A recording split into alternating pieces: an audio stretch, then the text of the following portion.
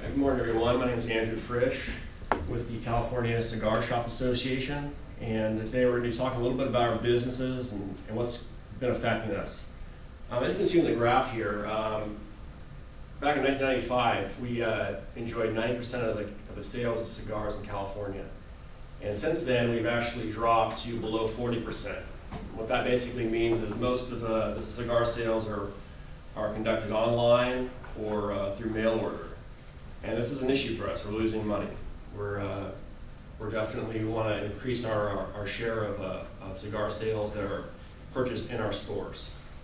There's actually a few reasons for this. It's not that you guys are running your businesses bad. It's actually some bigger issues at stake here.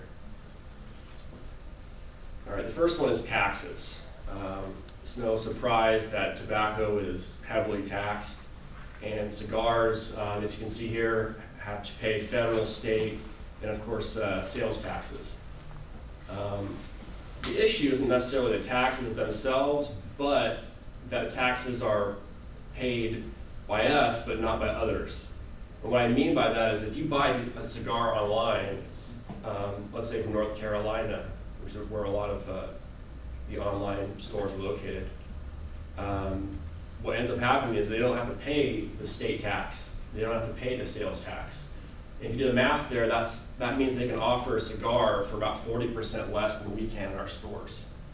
So the power to tax, the power to destroy, and we need to make sure that in the future that we have a level playing field, that we can compete with businesses across state lines.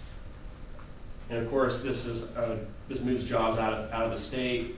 You see a lot of cigar shops that are closing down, and it's something that we have to really address.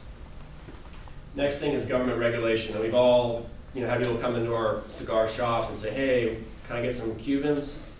We have to tell them, unfortunately, we can't. There's an embargo that's been in place for almost 50 years, and you can't get Cuban cigars. Now, people still want Cuban cigars. They're going to get them. So it creates a black market. There's high demand for them. And there's fakes. People will take Nicaraguan or Honduran cigars, put a different wrapper on them, and sell them as Cubans. And so one thing the government can do is they can ease these restrictions, and it'll increase our business. Last thing, kind of the big picture, is the consumer preferences, all right? There's things that are happening in society. People are smoking less because they're concerned about the health problems, all right? So that's one thing we have to address. Another thing is cigars are viewed as kind of for rich people, all right? Old rich white guys, the only people that smoke cigars. That's not the case at all. In our current recession, cigars are viewed as like luxury items. If you only have, say, $50 to spend on, just whatever, you might, put it toward Netflix or something else. So there's definitely a lack of disposable income, and that hurts our business. So I think, it's very important that we address and understand the problems facing our business before we can develop solutions.